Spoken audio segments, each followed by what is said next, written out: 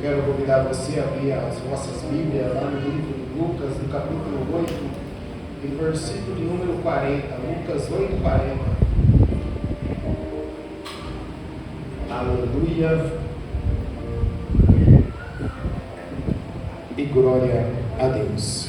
Aleluia. Glória ao Pai, ao Filho e ao Espírito Santo de Deus. Quem achou, diga glória a Deus. Quem não achou, diga estou perseverando. Todo mundo bom de Bíblia. Aleluia. Na minha Bíblia tem um título que fala milagre e cura. E aconteceu que quando voltou Jesus, a multidão recebeu, porque todos os estavam esperando. E eis que chegando um homem, por nome de Jairo, que era príncipe da sinagoga, prostrando-se aos pés de Jesus, rogou-lhe que entrasse em sua casa, porque tinha uma filha única e quase de 12 anos, que estava à morte. Ele indo, apertava a multidão. E uma mulher que tinha um fluxo de sangue havia 12 anos, estava, e gastaram com os médicos todos os seus bens, e que não puderam curá-la. Chegando por trás dele, tocou na orla do seu vestido, e logo estancou o fluxo de sangue. E disse-lhe Jesus: quem é que me tocou? E negando todos, disse Pedro, o que estava com ele: mestre, a multidão te aperta e te oprime, e diz: quem me tocou? Disse Jesus: alguém me tocou, porque bem conheci que de mim saiu o poder. E então, vendo a mulher que não podia ocultar-se, aproximou-se trêmula, prostrando-se antes ele, e declarou diante de todos, porque por causa que ele havia tocado, e logo sarará. E ele disse: tem bom ânimo, filha, a tua fé te salvou, vá-te em paz. Espírito Santo de Deus, somos gratos ao Senhor, ó Pai, por mais um dia, por mais uma vez, irmãos. O Senhor, meu Pai, nos fortalecer, nos guiar, ó Deus, por este dia que se passou. Obrigado pelos livramentos, os que nós vimos, o que nós não vimos. Obrigado a Deus por ter nos guardado, meu Pai, a nossa mentalidade, o nosso coração, a nossa mente, a nossa alma. Obrigado, Jesus. Somos gratos ao Senhor, meu Pai, por tudo que o Senhor tem feito a nós, pelo Teu Espírito, que nos ensina, que nos conduz e que nos orienta cada dia mais. Deus, e nessa noite, ó Pai, o Senhor venha mostrando as profundidades da Tua palavra. Fala aquilo que nós necessitamos ouvir nessa noite. Nós estamos, ó Deus, cada dia mais encarecidos, meu Pai, de aprender mais e mais de Ti. Precisamos, ó Deus, dia após dia, viver e aprender, meu Pai, quão maravilhoso é o Senhor, e quão tremendo é os Seus sinais, os Seus efeitos em nossas vidas.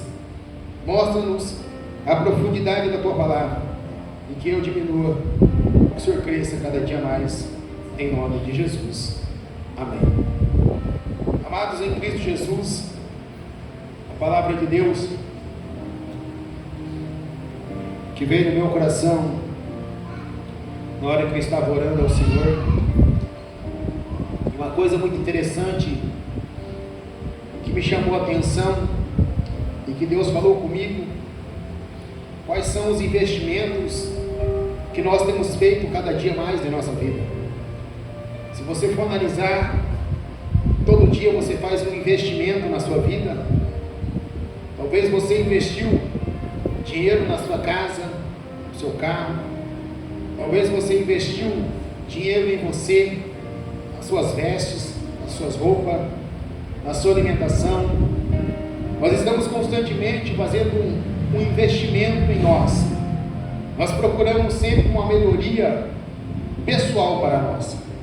Em tudo que nós fazemos nessa terra, ou em qualquer lugar que nós vamos, ou em qualquer lugar que nós estamos, nós queremos estar melhor, nós queremos viver melhor. E é por isso que nós nos deslocamos de um lado para o outro. Estamos indo constantemente, indo e vindo, porque nós sempre estamos querendo melhorias. E cada melhoria da nossa vida, ela exige que nós investimos em nós.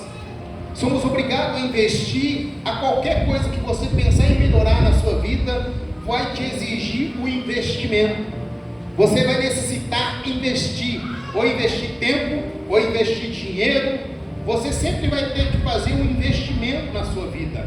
Talvez o investimento é abrir mão de algumas coisas, talvez que você goste, para que você obtenha outras coisas que você determinou que é melhor. Então, sempre a nossa vida vai ser um investimento. Quando nós chegamos na mulher do fluxo de sangue, e nós olhamos, ela estava realmente fazendo um investimento na vida dela. E o investimento que ela estava na vida dela, ela estava procurando aquilo que era de melhor para ela. E quando ela está procurando aquilo que é de melhor para ela, ela vai aonde as pessoas têm indicado a ela que é o melhor. E porque é sempre assim. Sempre quando nós queremos algo de melhor e nós não sabemos aonde nós encontramos, então nós perguntamos a alguém: aonde está tal coisa? Ou aonde eu posso ir para encontrar tal coisa? E as pessoas vão nos indicando. E aí nós vamos até lugares. Para quê? Para melhorar. Nós vamos até pessoas para melhorar. Nós vamos às oficinas para melhorar. Nós vamos nas escolas para melhorar. Tudo na nossa vida é uma melhoria. E nós sempre estamos buscando informação de pessoas para nos orientar e para que nós possamos melhorar na nossa vida. E nós olhamos para a mulher de fluxo de sangue. A Bíblia está dizendo que ela vai de mal a pior, porque ela está buscando uma melhoria para si. O difícil era onde ela estava buscando essa melhoria. E a Bíblia diz: quando já não há mais recursos, quando já não há mais meio, que ela gastou todos os seus bens, aí de repente ela ouve, quem sabe, falar de Jesus. E aí ela determinou: eu não posso estar no meio da multidão, mas se eu chegar e tocar na orla do seu manto, eu serei curada. Para mim já está bom, é só tocar. E ela colocou essa determinação e ela investiu força nisso. Ela determinou aquilo na sua mente e foi até o fim. Quando nós colocamos algo na nossa mente, quando nós queremos algo na nossa mente, nós vamos até o fim. Você tem um chamado de Deus na sua vida. Deus te chamou para uma obra, Deus te chamou para uma missão, Deus te chamou para alguma coisa. Qual é o tempo que você tem investido no seu ministério? O que você realmente tem investido na sua vida como cristão? Talvez você fale: Deus tem um propósito na minha vida. Mas o que você tem investido no seu tempo como realmente um cristão, como realmente um servo de Deus? Se você falar: eu sou um servo de Deus, mas você conhece a Bíblia como tem que andar com Deus? Porque se você entra numa empresa, a empresa dá diretrizes pela qual você tem que trilhar. E se você não seguir as diretrizes da empresa, você não consegue permanecer na empresa. É bem provável que você seja reprovado e você é excluído. Se você não seguir as diretrizes de trânsito, você é bem provável que você não vai conseguir dirigir. Você vai ser reprovado, multado, carro apreendido, e você vai ser excluído do trânsito. Então, em todos os lugares que nós vamos ter que aprender a como conviver com aquilo. E vai exigir de nós força. Para quê? Para aprender a conviver com aquilo. Aí nós temos um chamado de Deus. Nós somos chamados por Deus agora para fazer uma obra. Então nós vamos agora para a obra de Deus. Mas o que você tem investido no seu tempo como um obreiro de Deus? Se as pessoas falam, você fala: eu acabei de me converter. E as pessoas falam: tá bom, o que você faz agora então? Como é que está a sua vida? E você fala: tá a mesma coisa. Não está a mesma coisa. Se você se converteu, mudou. Se você não orava, agora ora. Se não lê a Bíblia, agora lê. Se não ia na igreja, agora vai. Muitas coisas vão começar a mudar na sua vida. O seu tempo já não é mais o mesmo. A sua prática de vida já não é mais a mesma. Tem coisas que você fazia que agora você vai começar a julgar que é errado. Você não vai fazer mais. Então quer dizer que você vai ter que ter um investimento na sua vida para quê? Para que você obtenha aquilo que Jesus falou para ela: tenha bom ânimo, meu filho, a sua fé te salvou. Mas a fé só me salva se eu exigir esforço naquilo para alcançar aquilo que é bom para mim. E as pessoas têm investido tão pouco no ministério dela. São pessoas que têm sofrido tanto com Deus do seu lado. Pessoas que têm passado tanta dificuldade sendo filho de Deus. Pessoas que passam com grandes problemas vida do lado do Pai Eterno. Nós olhamos para a Bíblia e nós vemos que Isaac, Deus fala para Isaac: Isaac, você agora vai casar e que você vai ser uma nação, porque a nação, a promessa é para Abraão, e agora vem para Isaac, filho de Abraão. E agora Isaac está com a promessa. Isaac recebe a sua Rebeca, e eles estão juntos agora para construir uma nação. Passa um ano e a mulher não fica grávida. 2 anos a mulher não fica grávida. Passou 19 anos e a mulher não engravidou. Mas qual era a promessa? A promessa era a nação, mas para ter nação tem que gerar filho. Mas são 19 anos que passou e não gerou filho. Mas a Bíblia está dizendo que ele está orando 20 anos para quê? Para que a mulher gerasse. Mas já tem uma promessa sobre a vida dele, já tem uma palavra sobre a vida dele, e a palavra é: você vai ser pai de nações, porque você veio de uma aliança com Deus, com Abraão, e você faz parte dessa aliança. Mas nem por isso ele deixou de cumprir a parte dele. Às vezes nós temos uma promessa na nossa vida e nós queremos quebrar o curso da nossa promessa. Nós não fazemos aquilo que nós temos que fazer e exigimos de Deus algo que Deus prometeu diante de você cumprir a sua parte. Não tem como Deus agir na minha vida se eu não cumprir a minha parte. É necessário que eu primeiro cumpra os mandamentos de Deus para que Deus opere minha vida. Se eu não cumpro o mandamento, as coisas não acontecem na minha vida. E aí as coisas começam a ficar, é aquele momento que alguém fala: está amarrado. E está amarrado mesmo. Fica literalmente tudo amarrado na sua vida. As coisas parecem que não fluem, parece que vai um pouco, mas entra numa barreira, parece que começa aí, mas de repente para, parece que tudo fica travado, e você começa a perguntar: por que as coisas estão dando errado? Se parece que eu estou fazendo certo, mas é só o parece. Mas quando você começa a ler Bíblia e você começa a se orientar, quando Jesus começa a nos orientar, e ele fala assim: ó, eu vos dou um mandamento. Qual é o mandamento? O mandamento é o mandamento que o meu Pai me deu: amar a Deus sobre todas as coisas. Sabe o que é amar? Você sabe o que realmente é amor? Quem tem um filho sabe o que é amor. Aí eu pergunto: você ama a Deus? Talvez muitos levantariam a mão e falar: eu amo a Deus. Você ama a Deus de que você ama seu filho? Você desmarca compromisso no andar com Deus? Você larga tudo para ir onde Deus está? Você deixa de fazer coisas porque você ama a Deus e você quer estar do lado de Deus? Você percebeu que você anda tanto para estar do lado da pessoa que você ama, e você assenta para assistir televisão? Porque você anda muito. Aí você fala que ama a Deus. Aí você não vem para o culto porque está cansado. Mas é engraçado: se você amasse a Deus de verdade, você ia para o culto cansado. Porque para namorar vai cansar. Porque você ama a pessoa que está lá. Você atravessa distâncias. Você vai ver os filhos, porque você ama os filhos. E mesmo cansado, desanimado, abatido, você vai ver o filho porque você ama. Então quem ama não tem limite, não tem barreira, não tem dificuldade, não tem problema. Quem ama faz. Então muitas pessoas falam que ama a Deus, mas na hora de fazer aquilo que é para provar o amor, não faz. São muitas pessoas falando uma coisa e fazendo completamente outra. São muitas pessoas falando que ama, mas o amor não é refletido na sua atitude de vida. E o amor, ele é mais demonstrado do que falado. Então nós temos que aprender o que é realmente amar a Deus, o que é realmente entregar a minha vida, o que é realmente eu investir tempo da minha vida em um propósito com Deus. Se você ama a Deus, Deus não pode dividir o seu coração, não pode dividir a sua alma. Você não poderia nem pensar: vou assistir ou vou orar?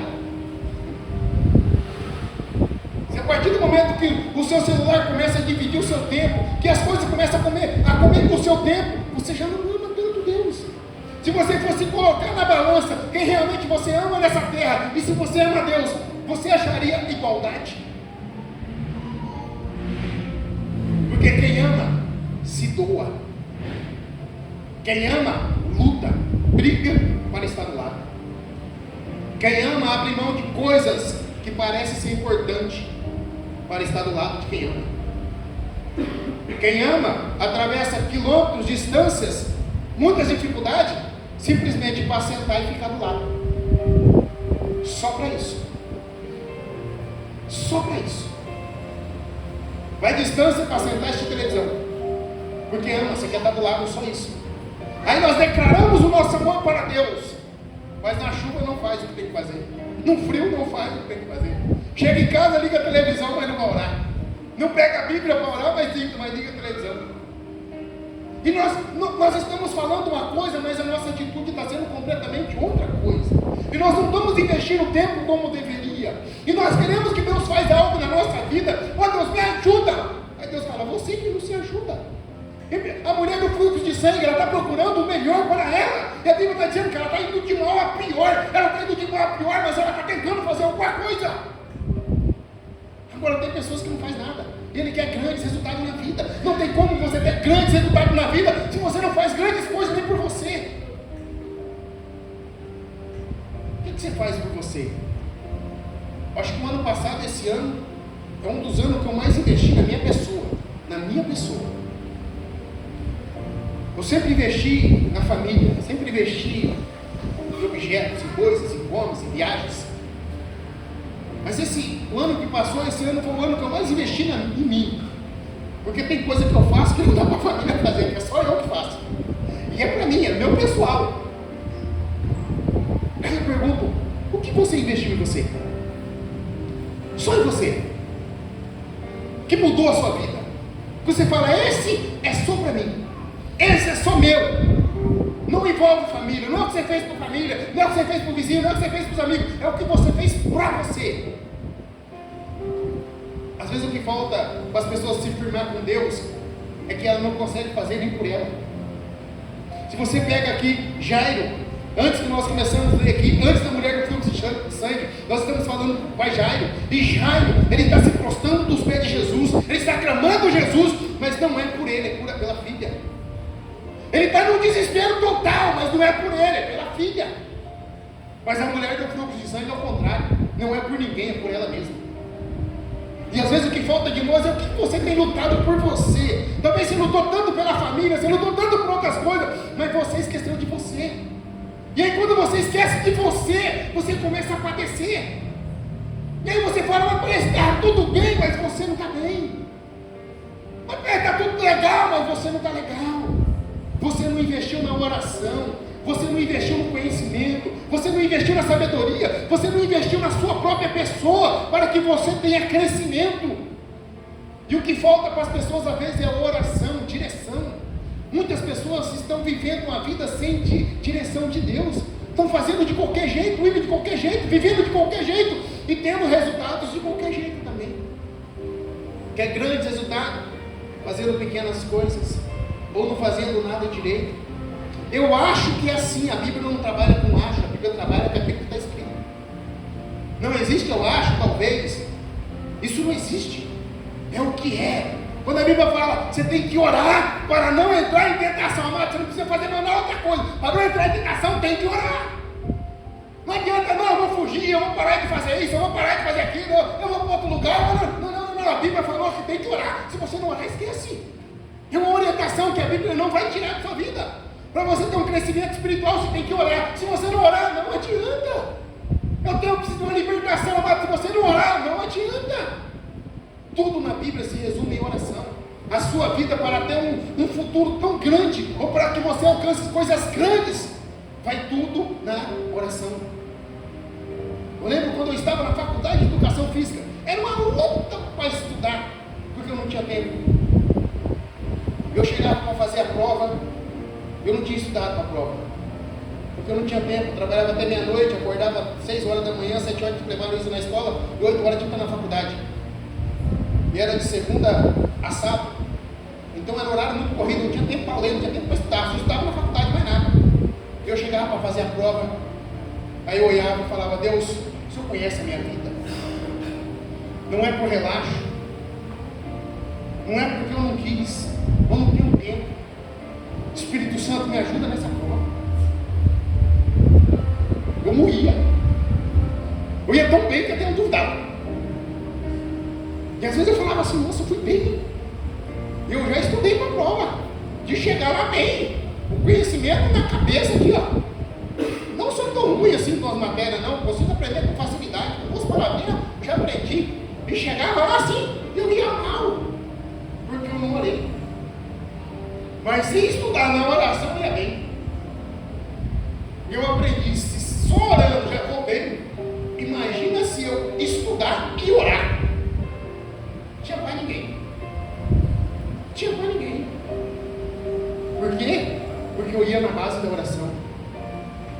era por relaxo. E Deus estava entendendo tudo. E Deus agia naquilo conforme a minha necessidade. Por quê? Porque Deus estava vendo o único tempo livre que eu tinha. A verdade era malemar para comer. E só. E não tinha mais tempo. E era uma correria danada. E foi durante 4 anos da vida. Mas Deus nunca deixou de me honrar. Mas eu levei tudo na base da oração. Tudo na base da oração. Aí eu pergunto, você quer chegar em grandes lugares, mas você não ora para chegar nos grandes lugares. Como que chega? Como que você quer alcançar coisas grandes se você não investe em você? O primeiro investimento que você tem que fazer em você é orar por você. É orar pela sua vida.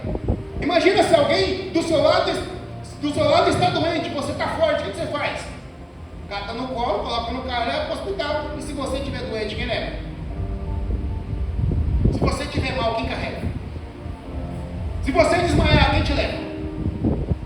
Às vezes nós falamos, pô Deus, troca, eu vi minha filha mal, eu queria trocar de lugar com ela. Se você cair lá, ela te carrega? Então tá certo, deixa eu vir. Pelo menos você cata no colo, você tem força para levar. Se fosse você, ele não tinha força para te levar. Ou de repente você fica doente, você vai para o hospital, não tem quem fica. Às vezes nós queremos trocar de lugar com tantas coisas, mas nós não entendemos que o trabalhar de Deus ainda é perfeito. O trabalhar de Deus ainda é perfeito na nossa vida.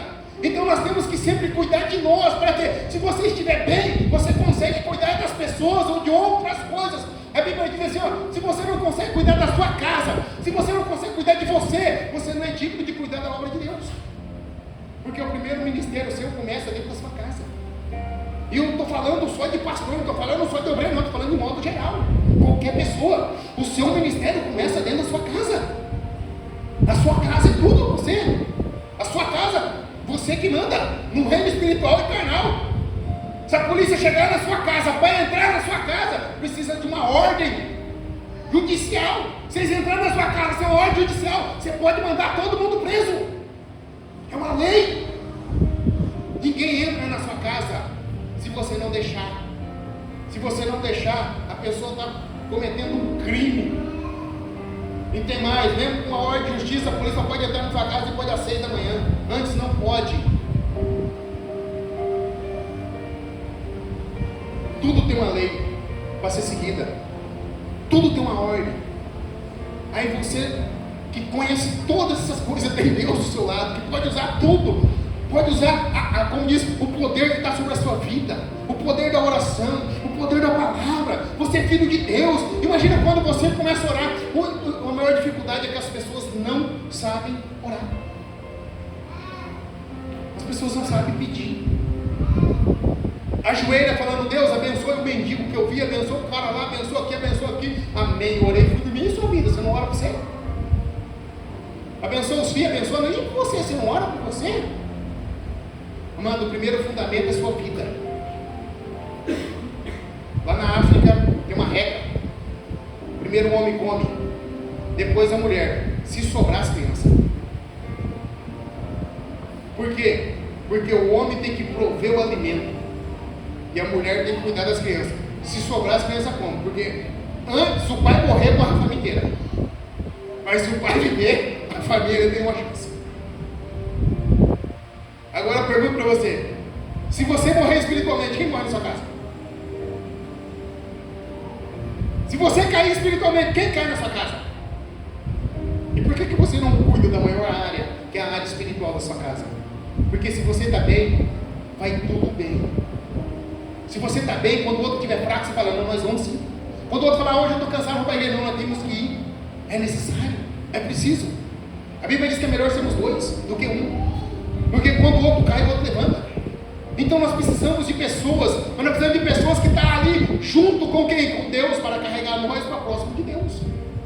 Então você tem que estar cada dia mais fortalecido na sua vida. Você tem que investir tempo em você, em oração para a sua vida. Agora, se você não investir tempo em oração para a sua vida, você não vai ver o céu abrir sobre a sua vida. E você vai trabalhar e não vê nada. Por quê? Porque está faltando aquilo que é mais importante para a sua vida: oração. Sem oração você não chega a lugar nenhum.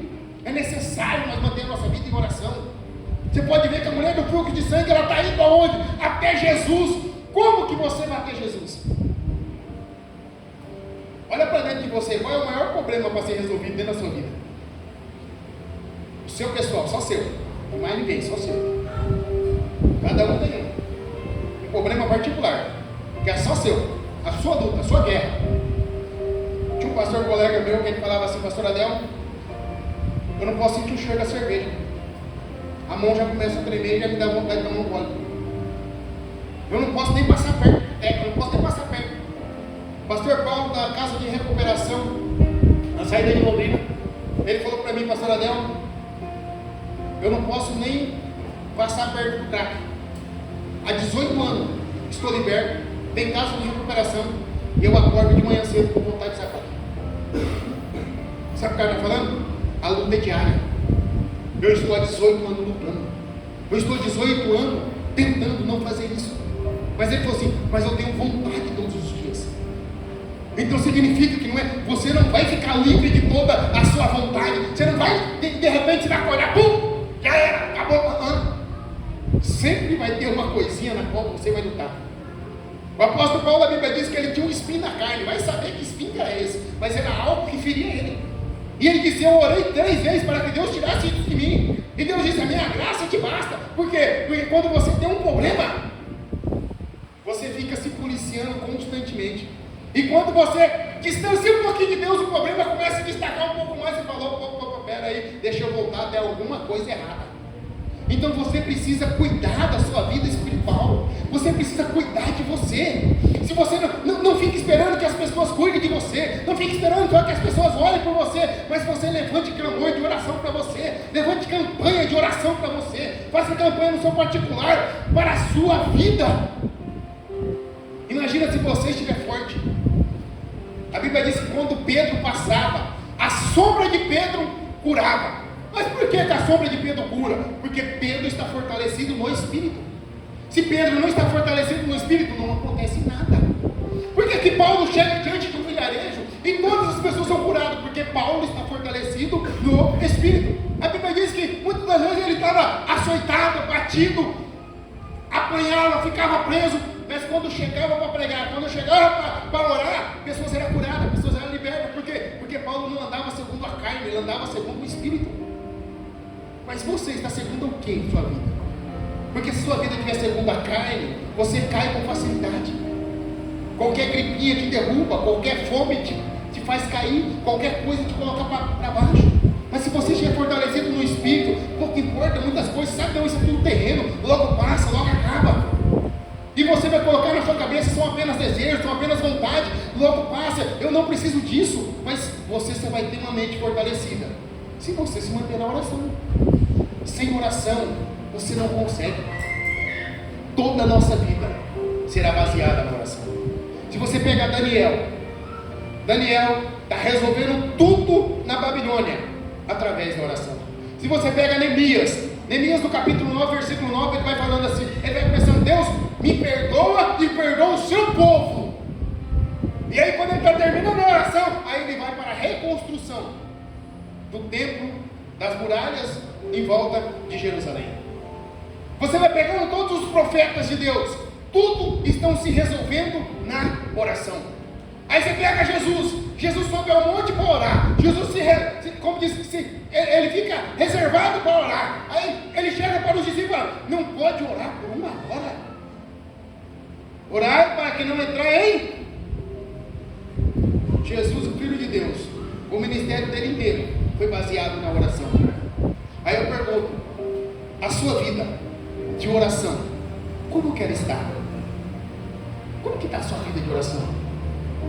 Quanto tempo, quantos minutos você ora por dia?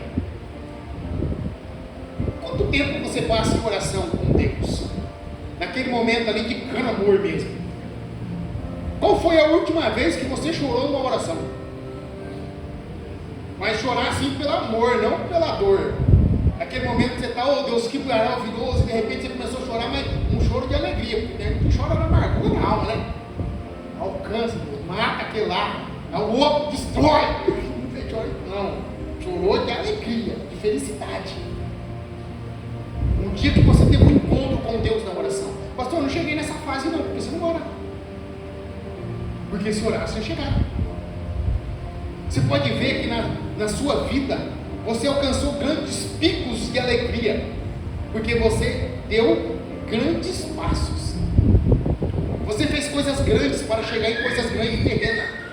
Talvez você teve conquista na terra, que você chegou e você falou: nossa, que legal, consegui, que bom. Mas quando você começa a olhar aquilo que você conseguiu, seja um carro, seja uma casa, seja uma empresa, qualquer coisa que você conseguiu nessa terra, uma formação acadêmica, qualquer coisa que você conseguiu, comece a imaginar na sua mente o quanto você lutou para conseguir isso. Qual foi o sofrimento que você passou? Quantas dificuldades você passou para chegar onde chegou, ou para conseguir o que você tem? Agora, na oração, você já sofreu tanto na oração para chegar onde você queria? Ou para chegar onde tem que chegar? Porque na verdade, se nós lutássemos em oração o quanto nós luta por coisas aqui na terra, era para a vida estar muito ao contrário, era para a vida estar muito diferente, era para a vida espiritual estar elevadíssima. E não era para você se abalar mais com pequenas coisas, mas pelo contrário, era para você estar muito feliz com as coisas que estão acontecendo. E o mundo está se acabando, você fala: glória a Deus que o mundo está acabando, daqui a pouco nós vamos estar com Jesus. Mas o mundo está acabando, uns começam a falar: misericórdia, meu Deus, que vai ser de nós? Não, que vai ser de nós não, que vai ser do mundo, não, do céu. Não é o que vai ser de nós, nós não vamos ficar nessa terra. Então para nós, pouco importa o que acontece na terra, pouco importa quem entra na política, pouco importa quem sai da política. Meu amado, aqui para nós é só lugar de passagem. Como o apóstolo Paulo diz, tendo que comer ou que beber, o resto não se vira. Mas você precisa comer e beber, e o resto nós vamos empurrando. Amado, se você pegar a nossa antiguidade, nossos pais tinham carro para viver? Nós não vemos assim hoje. Nossos pais tinham casas boas, televisão boa para viver? Nós não vivemos assim hoje. Tem tanta tecnologia que nós usamos hoje, que se nós perdêssemos a tecnologia, nem lá atrás eu não conseguia viver. Você sabia que o mundo que nós estamos hoje, nós não conseguimos voltar atrás e fazer o que era antes? Se por acaso apagar a internet, você sabia que vira um apocalipse no mundo? Você já parou para pensar que tudo funciona à base da internet? Hoje são mais de 20 milhões de pessoas trabalhando na internet. São 20 milhões de pessoas desempregadas.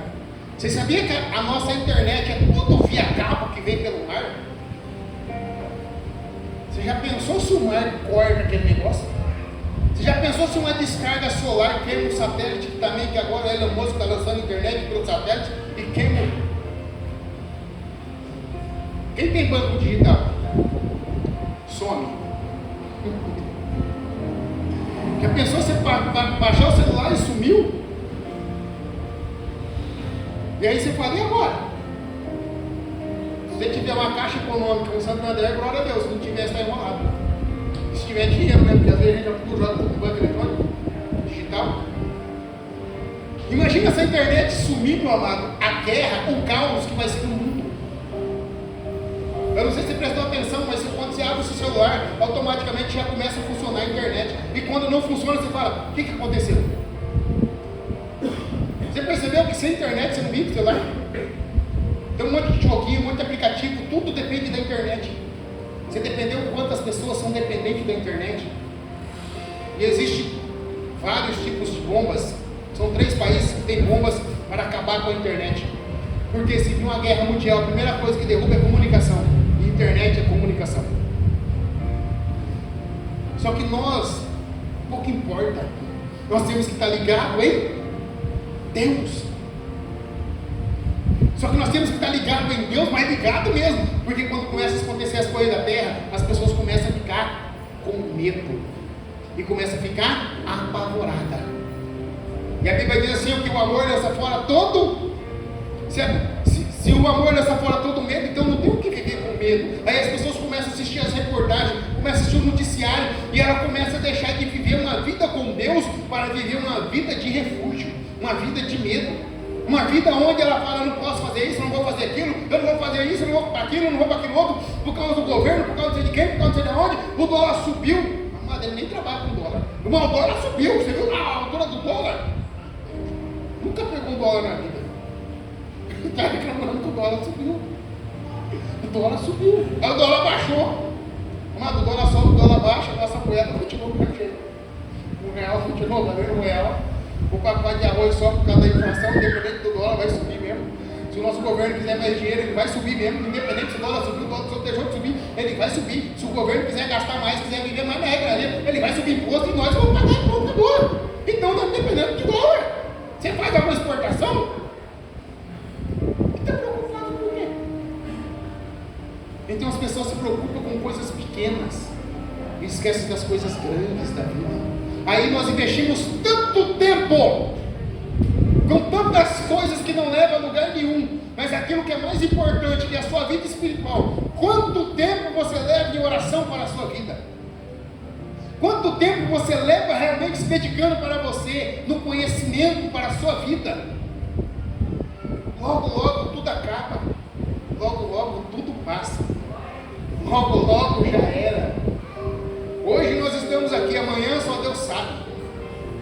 Podemos dormir sem a certeza de que vamos acordar. Então nós temos que dormir com Deus.